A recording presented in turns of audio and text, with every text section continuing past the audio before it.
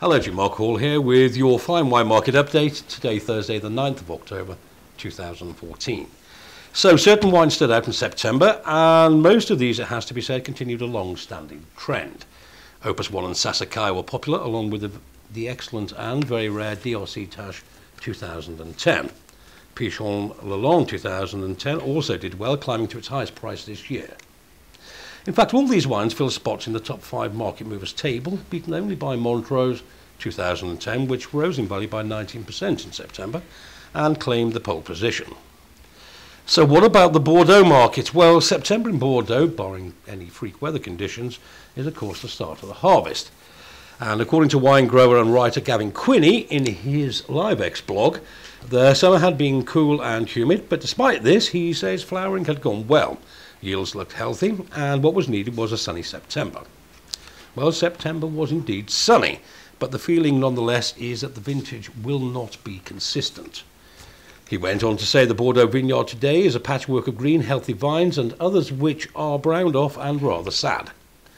Now, saying that, we at Aston Lovell do feel that the 2014 vintage will be considerably better than anything the last few years has had to offer, but, as is always the case, its popularity will depend completely on its release prices.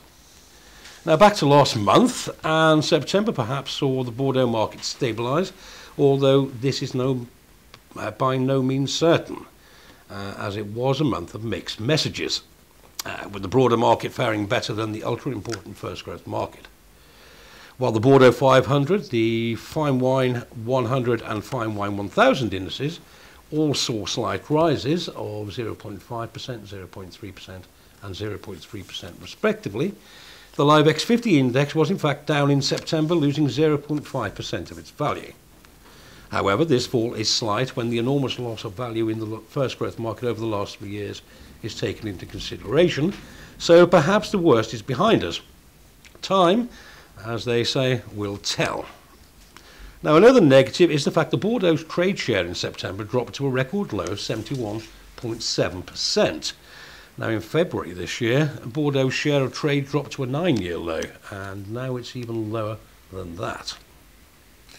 Of course, the first growths are the villains of the piece here, and as LiveX point out, in 2011, at the peak of the market, the first growths accounted for a whopping 70% of trade on the exchange.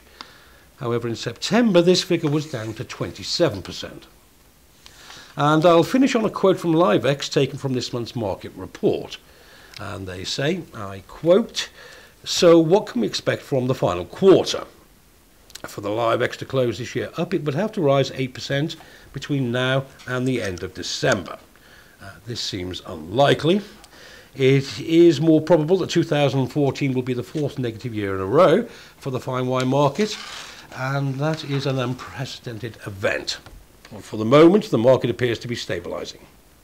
If it can hold steady until the end of 2014, and with the promise of the best vintage release in 4 years, 2015 has every chance of starting on a positive note." So, that's it from me, and I will see you next time.